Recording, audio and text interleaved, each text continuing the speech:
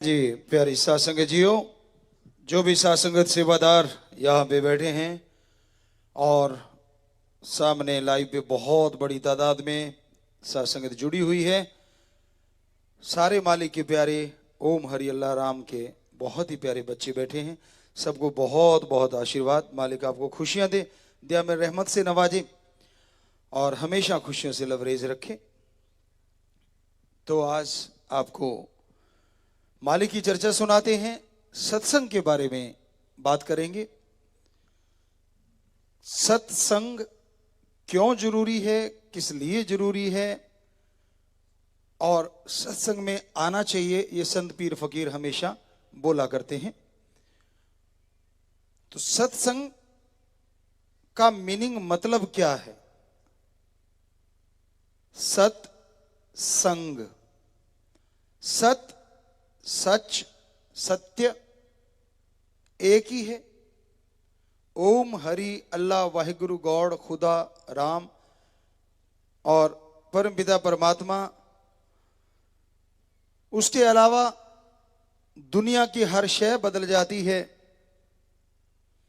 हर चीज बदल जाती है, पर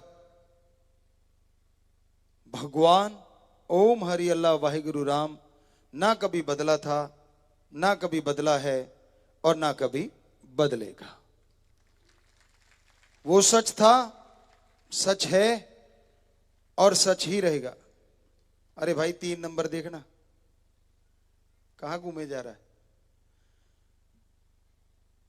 तो हर समय, हर पल, हर जगह वो मौजूद है। दुनिया में ऐसी कोई चीज नहीं जो एक ही होते हुए भी हर समय, हर जगह, हर पल मौजूद रहती हो।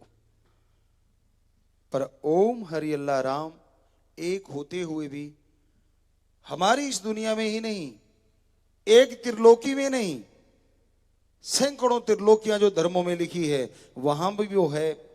निज धाम सचखंड सतलोका नामी सतनामी, सब जगह वो रहता है, कोई जगह उसे खाली नहीं है। और कमाल उसका ये है, वो जिस भी चीज को देखता है उसी का रूप धारण कर लेता है। कण कण में, जर्रे जर्रे में मौजूद है। पेड़ पौधे ले लीजिए, जीव जंतु ले लीजिए, पशु पक्षी परिंदे ले लीजिए, हर जगह वो है।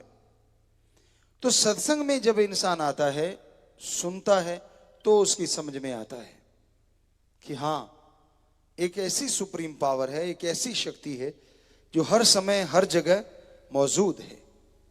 तो सत्संग क्यों जरूरी है? आदमी कहता है मैं क्यों करूं सत्संग, किस लिए करूं सत्संग? क्या आप जानते हैं कि आप कितनी शक्तियों के धनी हैं?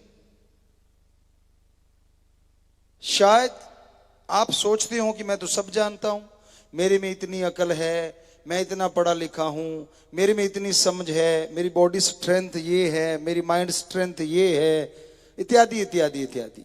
तो आप सोचें कि मेरे को तो सारा पता है। जी नहीं, ये तो 100% में 1-2% ही आपको पता है। यहां तक साइंटिस्टों की बात करें, वो भी कह रहे हैं हम तो इंसानी शरीर को 10 से 15% ही पढ़ पाए हैं।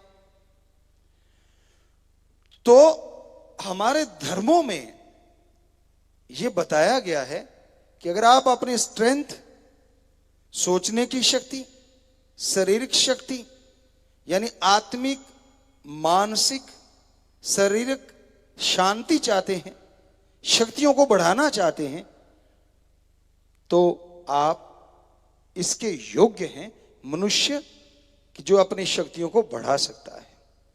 पर कैसे? क्योंकि वो शक्तियां आपके अंदर हैं और बढ़ाने के लिए एक स्कूल, कॉलेज अगर कोई है तो वो सत्संग है। यहां बताया जाता है वो मेथड, वो युक्ति, वो तरीका जिसको अपना के आप अपनी इन शक्तियों को अपने अंदर से हासिल कर सकते हैं। अच्छा खाना बनाना हो तो अच्छा शेफ, रसोईया, महाराज भी कहते हैं राजस्थान साइड में, तो उससे आप टिप्स लेंगे तो और अच्छी रसोई बना लेंगे आप। जितनों के संपर्क में आएंगे उतना ही आप नई नई चीजें सीखते जाएंगे। हर क्षेत्र में ये अनुभव जरूरी है। बहुत सारी चीजें होती हैं जो आप पढ़ लिख के अपने दिमाग के ज्ञान से सीखते हैं, पर एक चीज उम्र होती है जो आपको बहुत कुछ सिखाती है, तजुर्बा होता है जो आपको बहुत कुछ सिखाता है। तो उसी तरह सत्संग में जितनी बार आओगे, जितनी बार सुनोगे, हर बार आप कुछ नया लेके जाओगे। हर बार आप अपने लिए, अपने परिवार के लिए, समाज के लिए, देश के लिए, वर्ल्ड के लिए, आपकी सोच की लिमिट यहां तक है, कुछ ना कुछ अच्छा ही करने के लिए प्रेरित होके जाओगे। कभी भी सत्संग में घर पाड़ने के लिए या बर्बाद करने के लिए नहीं सिखाया जाता। आज सत्संग को अगर छोड़ दें, संतों को छोड़ दें, सच्चे संत, बाकी समाज में ज्यादातर लोग दुखी हैं। और दुख का कारण जब आप सुनोगे हैरान भी होगे और मानोगे भी, स्वीकार भी करोगे। अपने दुख से दुखी बहुत कम लोग हैं, दूसरा सुखी ज्यादा क्यों है, इससे दुखी बहुत मिल जाएंगे। यार मेरे पास स्कूटर, ये कार ले गया, धुआं मुंह पे मार गया, मरता क्यों नहीं है? ये नहीं कहता कि मुझे भी कार मिल जाए। वो बर्बाद क्यों नहीं होता? भाई क्या मिलेगा तुझे ऐसा करने से? अपने लिए अच्छा मांग। तो हमने इसमें भजनों की भी रचना करी है। नए जो भजन आपको बोलते हैं कि बहुत सारे 800 के करीब हमने भजन बनाए, गुरुजी की कृपा से, बेपरवाह जी ने रहमो करम किया, उन्होंने बनवाए, उन्होंने बनाए। तो उनमें ऐसा भी भजन है कि आज आदमी दुखी ज्यादा इसलिए क्योंकि दूसरा सुखी क्यों है। लेकिन सत्संग में ऐसा नहीं है। दुनिया में आपको पहले भी कई बार सुनाया हमने, गांव की बात करें तो एक सांझी सी जगह होती है, अलग अलग एरिया में उसका अलग अलग नाम है। पंजाबी से सथ कह देते हैं, कोई पंचायत घर कह देते हैं, कोई कुछ कहते हैं, अलग अलग नाम है। वहां बुजुर्ग बैठे रहते हैं, ताश के पत्ते खेलते हैं, खुंड चर्चा भी बोलते हैं उसको। तो वहां अगर कोई गिरता पड़ता नौजवान आता है नशे में धुत शाम के टाइम, तो एक आधा सवाल उठता है, यार देखना उधर, हमारी कानों सुनी बात आंखों देखी। दूसरा क्या कहता है? कहता है यार देखने वाली क्या बात है, ये इसकी उम्र है खाने पीने की, अब नहीं करेगा तो कब करेगा। पर असली भावना क्या होती है अंदर से? वो तो गाली देते हैं, रहा तो हमसे भी नहीं जा रहा था पर रोक लिया, गाली दे के बोलते हैं कि अच्छा ये बर्बाद होगा। अंदर भावना ये होती है। और अगर कोई राम नाम की चर्चा सुनने जाता है, आप लोगों ने भी फील किया होगा या फेस किया होगा, हाथ में बैग है, वो बैठे लोग क्या कहते हैं, तीसरे दिन उठा के चल पड़ता है बैग सा, क्या ले लेगा, घर में बच्चे भूखे मरेंगे। होता है कि नहीं होता जी? सारे सारे लोग कहते हैं कि हाँ हमने ये कभी ना कभी फेस किया। आशीर्वाद, हाथ नीचे कीजिए। तो अब ये बताइए, आप लोग जब सत्संग में आते हैं, राम नाम के भक्त राम नाम गाने के लिए, सुनने के लिए आते हैं, क्या आप बाद में जाके उन लोगों से कुछ मांगते हैं? नहीं ना। तो उनको तकलीफ क्यों हो रही है कि ये तीसरे के दिन क्यों चल पड़ते हैं, इतने इतने लोग क्यों इकट्ठे हो जाते हैं? उनको तकलीफ इसलिए होती है कि ये तो यार आबाद होते जा रहे हैं, दिनों दिन तरक्की करते जा रहे हैं, इनके घरों में तो बरकतों के ढेर लग रहे हैं।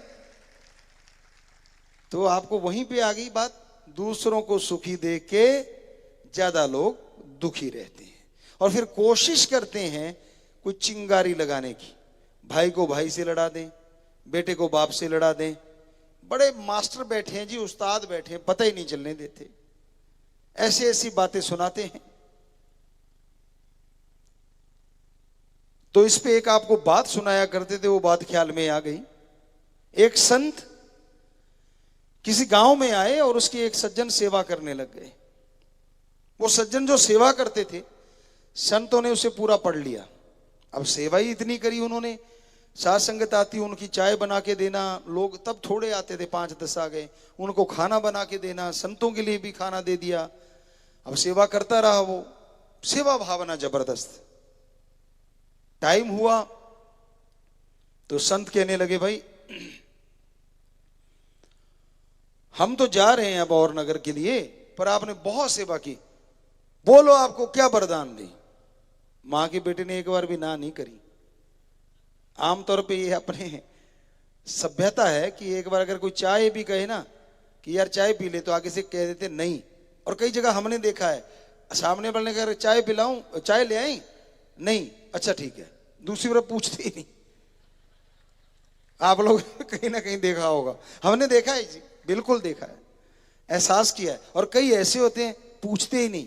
अब पूछना क्या है, कोई मेहमान आया है, हमारे तो धर्मों में लिखा है मेहमान तो एक तरह से भगवान की तरह होते हैं। भाई आए हैं तो मतलब सत्कार करने के लिए, वो भगवान नहीं बन जाते। मतलब इसलिए कहा गया था हमारे पाक पवित्र वेदों में कि भाई सत्कार करना, इज्जत करनी आए हुए की। तो ऑब्वियसली पता ही है कि भी चाय लानी है तो वो पहले ले आते हैं, पूछने वाले में डाउट होता है। तो इसलिए उसने सीधा ही कह दिया, क्योंकि वो तो पता नहीं संत मुकर ही ना जाए। संतों ने कहा बेटा क्या चाहिए, कुछ हम आपको दे के जाएंगे। कहता हाँ जी। कहते क्या चाहिए, बोल बेटा। कहता जी ऐसा कोई मंत्र दे दो जो मैं चाहूं वो मिल जाए। अब कितनी बड़ी चीज मांग ली। संत मुस्कुराए, जानते थे ये तो बड़ा ईर्ष्यालु है, गड़बड़ हो जाएगी, अगर ये ऐसा करता रहा तो इसने किसी को जीने नहीं देना। कहने लगे बेटा याद रखना 2 बातें। पहली बात, जो तू मांगेगा तेरे पड़ोसी के दुगना आएगा, क्या तुझे मंजूर? कहता जी मंजूर है। दूसरी बात, किसी का शारीरिक नुकसान करेगा तो तेरा हो जाएगा, किसी दूसरे का नहीं होगा। कहता जी मैं क्यों करूंगा, ठीक है जी, दोनों मंजूर है शर्तें। कहते ठीक है फिर ये ले मंत्र। मंत्र दे दिया जी। अब घर में आया बड़ा खुश खुश, गिनती करी कितने परिवार के में, मेरे 4-5 जितने भी थे, मंत्र का किया जाप। कहता आने दो 36 प्रकार का भोजन सबके लिए। अब थालियां आ गई जी झट से। अभी वो कौर तोड़ के मुंह में डालने लगा था, घर साइड वाले घर में शोर मच गया। छोटी छोटी दीवारें हुआ करती थी पहले, बुजुर्गवार जानते हैं, ज्यादातर घरों के बीच में छोटी छोटी दीवारें, कोई लड़ाई झगड़े तो होते ही नहीं थे पुराने टाइम में। हम तो राजस्थान की बात कर रहे हैं, यहाँ हम रहे हैं, वहां ऐसा था। तो उसने उस दीवार के ऊपर से देखा कि चक्कर क्या है, बरामदे से होते थे खुले, वो देखा उसके 4 आई हुए, उधर 8 थालियां आई हुई। पिस्सू तो पड़ने शुरू हो गए। जो सेवा करता मैं मर गया, ये बैठे बिठाए डबल ले रहे हैं। कोई नहीं, चलो भूख लगी थी, खाना खाया, खाना तो स्वादिष्ट होना ही था, अब गैबी रूहानी खाना था। बहुत खुश हुआ, सारा परिवार खुश हो गया। तो तब बैलों से खेती करते थे। कहता जी ऐसा है, मैं चलाता हूं, मेरा बेटा चलाता है, तो हमारे 2 नगौरी बैलों की जोड़ियां आ जानी चाहिए। अब वो खाना खा के बाहर निकला, देखा खूंटे पे 4 बैल खड़े हैं पूरे गजब के।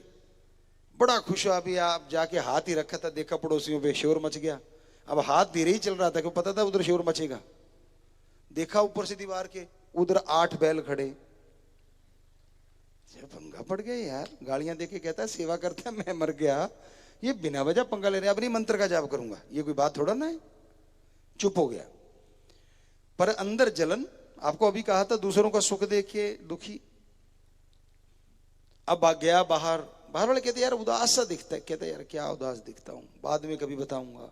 घर वालों ने जोर दिया कि यार तू कुछ और भी मांग ले। कहता चलो ठीक है। कहते ये देख घर देख अपना कितना गंदा हुआ पड़ा है, अब उसको जी करे मांगू कि ना मांगू, पता था होगा क्या। अब घर वालों ने प्रेशर प्रूशर डाला, मान गया, मंत्र का जाप किया। कहता जी आलीशान घर बन जाए। वसो देखा खाली जगह हुआ करती थी, जिसे नोहरा या बेहड़ा साइड में होता था, इधर घेर कहते हैं शायद यूपी साइड में। तो वो एरिया का था, देखा उधर तो वो महल बना खड़ा है। अभी वो उधर देख ही रहा था, पड़ोसी के 2 बन गए। कहता है इसीलिए तो मैं कह रहा था मत लो पंगा, हटे नहीं ना, वो देखो उधर। अब सारे चुप हो गए। कहता अब नहीं, अब मुझे तंग मत करना, कुछ नहीं मांगना मैंने। अब बेचारा चुपचाप, पड़ोसी बड़े खुश यार, कुछ किया नहीं कराया नहीं, ये तो बड़ा मजा आ रहा है। वो तो शोर मचाएंगी, नाचेंगे, आएंगी, उसको लगे जहर जैसे। तो कि ना मेरा कोई नाम, ना मेरी कोई वाह, हैं, मेरी वजह से सारा कुछ ले रहे हैं और ये नाचे क्यों दे जा रहे हैं। हालांकि उन्होंने बेचारों ने उसका कुछ बिगाड़ा नहीं था, चला गया। कई यार दोस्त होते हैं, आपको कहा ना बड़े मास्टर होते हैं, आप जानते ही हो, कहने की जरूरत नहीं। तो वो दुनिया में गया और कहने लगा यार मेरे साथ तो बड़ी गड़बड़ हो रही है। कहने लगे क्यों, तू बड़ा उदास, और यार तेरे तो महल मोल पता नहीं तू कहां से रातों रात कौन सा जादू टोना कर आया। कहता कौन से महल। कहते नहीं यार तेरे खेत में बैल भी बड़े बढ़िया चल रहे थे। कहता मत पूछ यार। कहते तो भी। वो कहता मेरे पंगा ले लिया मैंने वो संतों के की थी सेवा। कहते हाँ। कहता उन्होंने मुझे वरदान दिया लेकिन पड़ोसी के डबल हो जाता है। कहता पक्का। कहता देख फलां के। कहता हाँ यार उनके भी 2 बने हुए हैं। कहता फिर। कहता इधर आ। साइड पे ले गया, कान में कुछ फुसफुस आया। मास्टरों का काम ही होता है, अगलाई डब्बू को तकानते। उसका क्या जब बिगड़ना था। अब वो गया और जाके मंत्र का जाप किया। कहता हे भगवान मेरे गेट के आगे एक कुआं लग जाए। अब उसके कुआं लग गया, पड़ोसी के 2 लग गए। कहता बन रही है बात। कहता यार सिखाया तो उसने बढ़िया है। संतों के वचन भूल गया। क्या, किसी का नुकसान, शरीर का नुकसान मत करना। अब मंत्र पढ़ा और कहने लगा हे भगवान मेरी एक आंख फूट जाए, हमारी एक आंख फूट जाए। वो सारा परिवार की एक आंख फूट गई। अब उसने एक आंख से देखा हो क्या रहा है, होना क्या था। वचन थे संतों के कि अगर तू किसी का शरीर का नुकसान करेगा तेरा हो जाएगा, पड़ोसी का नहीं होगा। तो जरा सोच के देखिए, अगर आज ये वरदान पूरी दुनिया में हो रहा हो तो क्या होगा। आंख तो नहीं बचेगी किसी की एक। बुरा ना बना लेना भाई, सारे एक जैसे नहीं होते। बहुत अच्छे लोग भी हैं, बहुत नेक लोग भी हैं, पर ये बात से आप एग्री जरूर होंगे कि दूसरों के सुख को देख के जलने वालों की गिनती ज्यादा है। हकीकत में है ये बात। तो सत्संग में आओगे तो समझ आएगी। अरे मांगना है तो अच्छा मांग लीजिए। किसी की कार देख तो ये मांग लो मेरे लिए आ जाए, और मेहनत करो। ये क्यों कहते हैं कि वो उल्ट जाए उसकी कार, पलट जाए उसकी कार। अच्छा मांगो, नेक चीज मांगो। पर ये पता तब चलता है जब आप सत्संग में आते हैं। उसके आए बिना कुछ भी पता नहीं चलता, समझ ही नहीं आती। अब बुराई का कोई स्कूल कॉलेज नहीं होता। कितनी भी बुराइयां देश समाज में, वर्ल्ड में है, पूरी दुनिया में, इंसानों में है, कहां है स्कूल बताइए। निंदा करने की हुई कोई ट्रेनिंग कहीं पे। हमारे उठने की देर है देखना। सारे नहीं करते पर थोड़ी थोड़ी तो जरूर आदत सी पड़ी हुई है। वो ना भैंस थोड़ी सी चाट खा के दूध दे देती है, आटा डालते ना ऐसे तो फिर आराम से टिकी रहती है। आप जानते किसान भाई, गऊ भैंसों को डालते होते ना वो चाट की आदत पड़ी हुई है। कितना ही समझा लें हम, देखना वो कैसी बैठी थी, देखना वो कैसा था। तो आप सारे जानते हो, मेरे आगे सिर कर दिया, उन्होंने जानबूझ के किया, ऐसे थोड़ा ना। अब चाहे उसकी हाइट ज्यादा हो, बेचारी का हो गया भाई, तो आगे निंदा चुगली नहीं बाजा है। आप कितने ही समझा लें, चाट थोड़ी थोड़ी चलती रहती है। फिर चापलूसी चलती है। अब आपके पास आप बड़े अमीर हैं, राज पहुंच है, बड़ा ओहदा है, तो जी फिर मत पूछो। पंजाबी जी कहते कौली चट, बुरा ना मनाए उपराओ, कोई निकल जाती है बात, मुंह में आया रहती नहीं। सो ऐसे ऐसे मिल जाएंगे आपको जो सारा दिन हिलाते रहेंगे, समझ गए आप। तो आपको ये, आप हमारी सुन के ये सोचोगे यार वो वाले कौन है और असली वाले कौन है, पहचान ही नहीं आती। आप कुछ भी बोलो, कई तो ऐसे होते हैं आपके बोल को गिरने नहीं देते। हाँ जी बिल्कुल ठीक है, आप जो बोल रहे बिल्कुल सही है। हम भी फेस करते हैं ये चीजें, हम कौन सा झूठ बोल रहे हैं। हम कुछ कहते हैं हाँ जी बिल्कुल, हमने अरे टिक भाई अभी तो आधी बात हुई है, हमें पूरी तो कर लेने दे। तो ये चलता है। ये दूसरा ये हो गया। तो क्या चापलूसी की कहीं ट्रेनिंग है, कहीं निंदा चुगली के स्कूल हो, चापलूसी करने के कहीं स्कूल हो, बेईमानी करने के कहीं स्कूल हो? कैसे किसी की जेब काटनी है इसके कोई स्कूल हो, शायद थोड़ी ट्रेनिंग देते होंगे जेब काटने की, तो शायद।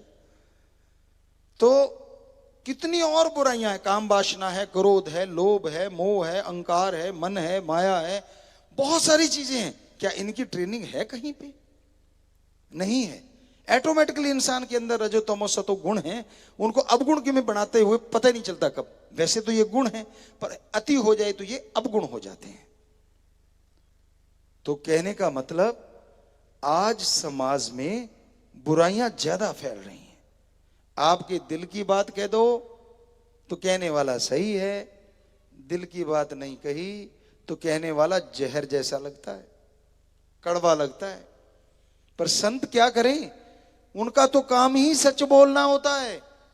चाहे कोई कुछ भी कहे, कुछ भी तसीहे दे दे, सच बोलने से संत ना बाज आए थे, ना आए हैं और ना कभी आएंगे। संत ही झूठ बोलेगा तो यकीन किस पे करेगा आम आदमी। हमारे पास कई सज्जन आते थे और कहने लगे गुरुजी आपके पास आते हैं ना तो एक दिक्कत आ जाती। हमने कहा क्या?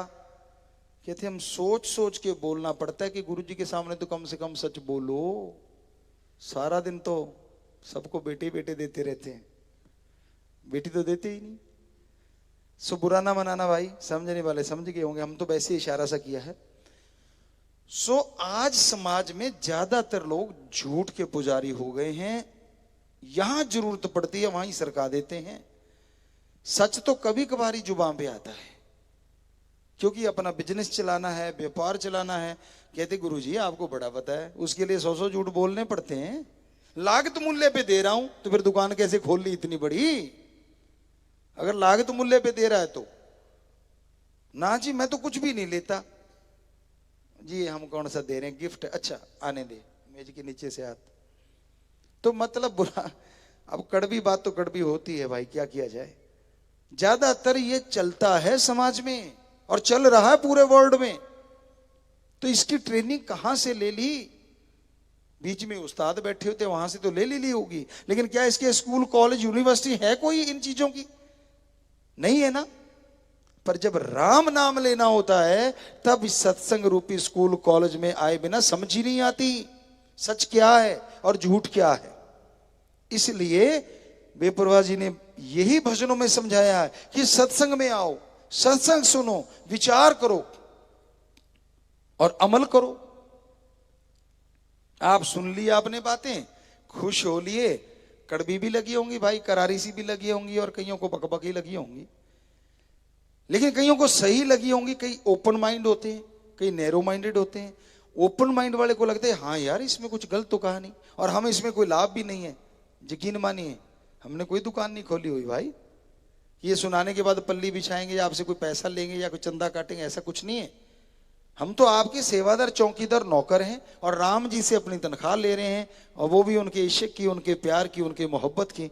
बस आप उनकी औलाद हैं इसलिए हमारी औलाद हैं। आप बिगड़ते हैं तो हमें दर्द होता है, आपकी तकलीफ आती है तो हमें दुख लगता है, इसलिए हम उस मालिक से दुआ करते रहते हैं हमेशा कि मालिक सबका भला कर, सबका अच्छा कर, किसी का बुरा ना करना, कोई भी क्यों ना हो, चाहे हमें गालियां ही देता रहे, कुछ भी बोलता रहे, हमारी जुबान से कभी भी ये वचन नहीं निकलेगा या तेरा बेड़ा गर्क हो या तेरा ऐसा कुछ हो ही नहीं सकता।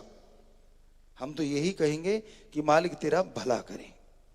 बेपुरा जी ने भजन में भी लिखा है कि राम का नाम जप ले। कल परसों हमने शायद एक भजन बोला भी था, अल्लाह है तेरा भला करे, राम तेरा भला करे, प्रभु तेरा भला करे, गॉड तेरा भला करे, वाहिगुरु तेरा भला करे। भाषा अलग है, बात एक ही है कि एक ही है भला करने वाला। ओम, एक ओंकार, ला इलाहा इल्लल्लाह, अल्लाह ताला एक है जो द सुप्रीम पावर गॉड।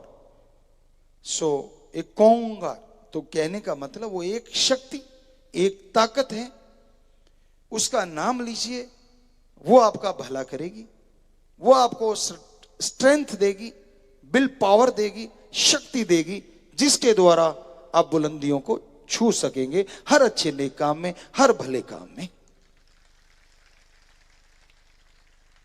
पर वो आपकी सोच फैमिली तक सीमित है तो उनमें आपको तरक्की, थोड़ा सा बढ़ गए समाज तक आ गए, वहां की तरक्की के लिए कुछ ना कुछ आइडियाज आते रहेंगे, और बड़े हो गए तो देश की तरक्की के लिए वो भी आइडियाज आएंगे। और भला सोचने लगे तो कहते ना एक ही कुटुंब है पूरा वर्ल्ड, हमारा धर्म कहता है, तो फिर पूरे वर्ल्ड के भले के लिए भी सोच आएगी। और ये सोच जब आ गई तो समझ लीजिए इंसानियत की चरम सीमा पे आप पहुंचे हुए हैं। बहुत ही अच्छी आपके अंदर गुणों का आवास बन गया है, निवास बन गया है, यानी गुण आपके अंदर आ चुके हैं। तो भाई सोच की बात यहां तक आप लिमिट रखते हैं, आपकी सोच है। राम का नाम, ओम हरि अल्लाह वाहिगुरु गॉड, खुदा का नाम आपको उस सोच के लिए जरूर तरक्की देगा, भला करेगा आपका, आपको ताकत देगा। तो इसलिए सत्संग में ये चर्चाएं होती हैं, सत्संग में ये बातें की जाती हैं। तो आज हम देख रहे हैं ऑनलाइन बहुत साथ संगत जुड़ी हुई है, सत्संग सुन रही है, और नए जी भी काफी जगहों पे, शायद 4 जगहों पे आए बैठे हैं। नए इसलिए क्योंकि वो नशा छोड़ने आए हैं, अपने विकार छोड़ने आए हैं, और पुराने सिर्फ उनको कहते जो छोड़ चुके हैं। और कोई नए पुराणों में मतभेद नहीं है हमारी निगाह में, हमारी तो सेवा का काम है। अब आपने सत्संग सुनाया तो ये जरूरी थोड़ा ना कि नए में ही ये सारी कमियां हैं, तो पुराणों में भी तो हो सकती है। किसी इंसान इंसान है, भगवान में कमी कोई नहीं निकाल सकता, इंसान में कमियां हो सकती हैं, इसमें कोई दो राय नहीं। सतगुरु में नहीं हो सकती, पीर फकीर संत सच्चे रूहानी सूफी नहीं हो सकती। दुनिया लाख कहे कुछ भी कहे, कबीर जी को क्या छोड़ा, श्री गुरु नानक देव जी महाराज को क्या छोड़ा, शेख फकीर, कितने संत पीर पैगंबर ले लीजिए आप, और आज उनकी वाणी को हर कोई नमन करता है, सत्कार करता है, इज्जत करता है। सो कहने का मतलब, बाकी आपसे अगर गलती हो जाती है, पर आपके अंदर हिम्मत दी है भगवान ने, खुद मुख्तियारी दी है, यानी खुद को अपग्रेड करने की या लो ग्रेड करने की मालिक ने शक्ति बख्श रखी है। आप चाहो तो अच्छे कर्म करके भगवान को भी देख सकते हो इस मृत्यु लोक में, और अगर चाहो तो राक्षस भी आपसे शर्मा जाए, वो आपके ऊपर निर्भर है। तो इसलिए संतों का काम सत्संग में बताना होता है, समझाना होता है, और ना किसी से बैर ना किसी से विरोध होता है, सबका भला मांगना, सबके लिए भले के लिए दुआएं करना उनका जिंदगी का मकसद होता है। सूफी संत रूहानी संत क्या होते हैं, समाज में रह के समाज का भला करना उनका कर्तव्य बन जाता है, क्योंकि भगवान की जो भी औलाद है उसको वो अपनी औलाद समझते हैं। संतों के कई प्रकार होती हैं, सुन समाधि में बैठे रहते कि जंगलों में जाके, वो भी संत हैं, ये नहीं कि उनमें कोई कमी है, अलग श्रेणी है, और कोई अलग तरह से कोई अलग तरह से। लेकिन सूफी रूहानी संत का मतलब ही ये होता है कि वो जितनी भी प्रकृति है, प्रभु की बनाई सृष्टि है, वो प्रभु को अपना सब कुछ समझता है, और इसलिए प्रभु की बनाई सृष्टि को अपनी औलाद की तरह समझता है, चाहे वो औलाद माने ना माने। औलाद तो आजकल अपने माँ बाप को नहीं मानती, आपने देखा ही होगा। अब तो कहने की सुनने की जरूरत ही नहीं है। सो कहने का मतलब, जब अपने माँ बाप को ही नहीं मानती तो संत पीर फकीर तो सारी सृष्टि को अपना माँ बच्चे कहता है। तो ये जरूरी थोड़ा ना कि सारे हम अगर मान रहे हैं कि वो हमारी औलाद है, हमने तो मान लिया, ये जरूरी नहीं है कि हम आपसे अपेक्षा करें कि आप भी हमें अपना इसी तरह से मानोगे। हो सकता है आप हमें देख देख के पता नहीं क्या सोच रहे होंगे, वही वाली बात जो वरदान मिला था। तो अलग अलग भावनाएं, और बहुत सारे सज्जन होंगे जो ओपन माइंडेड है कि हाँ पीर फकीर गुरुजी तो सच कह रहे हैं, संत सच कह रहे हैं। सो कह तो हम सच ही रहे हैं, लेकिन रिएक्शन अलग अलग हो जाता है, वो अलग बात है। उसका मीनिंग्स लोग अलग अलग निकाल लेते हैं, ये भी एक अलग बात है। नजरिया अलग अलग होता है, ये तो सारी दुनिया जानती। सके दो भाइयों के एक जैसे हाथों के निशान नहीं होते, आंखों के निशान नहीं होते, और ये छोड़िए एक जैसे नसीब नहीं होते, एक जैसे कर्म नहीं होते, एक ही मां के पेट में रहे और एक ही बाप के खून से बने, वो फिर भी अलग अलग। तो इसलिए भाई नजरिया अलग अलग हो सकता है, लेकिन हमारा जो नजरिया है बिल्कुल क्लियर है, क्रिस्टल क्लियर कहते हैं, बिल्कुल साफ है। जैसे एक शीशे के गिलास में पानी होता है बिल्कुल फिल्टर वाला, उसी तरह हमारा नजरिया तो फिल्टर वाला है कि हम तो जिंदगी का मकसद हमारा यही है, ओम शास्त्र नाम श्याम मस्तान दाता रहबर का, MS जी उन्होंने हमें बनाया, वही करवा रहे हैं। शुरू से ये मकसद है कि पूरे समाज का, पूरी सृष्टि का भला करना है और जरूर करना है। कर रहे थे, कर रहे हैं और करते रहेंगे, बिल्कुल। और कोई कुछ भी हमारा कोई नियत नहीं है, ना कुछ बड़ा बनने की। हम तो चौकीदार थे, चौकीदार हैं, नौकरों के नौकर हैं। आपका नौकर भी आके अगर हमें कहेगा कि मेरे लिए दुआ करो, हो नहीं सकता कि हम उसका हुक्म टाल दें। हमारे लिए वो हुक्म होगा, हम उसके लिए भी दुआएं करेंगे। होगे ना नौकरों के नौकर। ऊंचे इसलिए बैठना पड़ता है, नीचे बैठेंगे आप खड़े हो जाओगे। ये कैमरों में नहीं आएगा, ये ढूंढते फिरेंगे किधर है, क्योंकि कई स्क्रीनें लगे, स्पीकर वगैरह लगे। तो जो बोलने वाला होता है, ये मनोविज्ञान है। नेचुरली आदमी चाहता है कि वो मेरे सामने बैठ के बोले, मैं उसको देखूं, सिर्फ बोलना ही नहीं। इसलिए वीडियो को लाइक करते हैं ना आप ज्यादा। ऑडियो तो काम चलाऊ काम चल गया, जब वीडियो आ गई कौन पूछता है। आमने सामने बैठ के बातें करेंगे यार, बातें होंगी। ऐसा मतलब पल में अमेरिका पहुंच जाते हो आप, अमेरिका वालों को इंडिया ले आते हो। सो कहने का मतलब ये चीजें तो जरूर हैं, लेकिन संतों का काम तो वही है, सबका भला करना, सबका भला मांगना, सबके भले के लिए प्रार्थना करना, और कोई बड़ापन नहीं है। और ये ऊंचा बैठना, दूसरा कारण इसका ये भी है क्योंकि हमारे पाक पवित्र ग्रंथों में ये लिखा है, कलयुग में जो सत्संग सुनने आएंगे वो उन देवी देवताओं जैसे होंगे, ऐसे लोग ही सत्संग में आ पाएंगे। तो हमें इन देवी देवताओं के दर्शन हो रहे हैं, इनमें हमारे सतगुरु प्यारे राम के दर्शन हो रहे हैं। इसलिए थोड़ा ऊंचा होके देखते हैं कि लास्ट वाले में भी हो रहे हैं, आराम से उनको भी देख पाए। तो भाई इसलिए ये वजह है, और कोई मान बढ़ाई का चक्कर ना हमारे दिलो दिमाग में था, ना है, ना कभी होगा। सवाल ही पैदा नहीं होता। संत पीर फकीर का काम समाज की सेवा करना था, है और हमेशा हमारा तो रहेगा जी।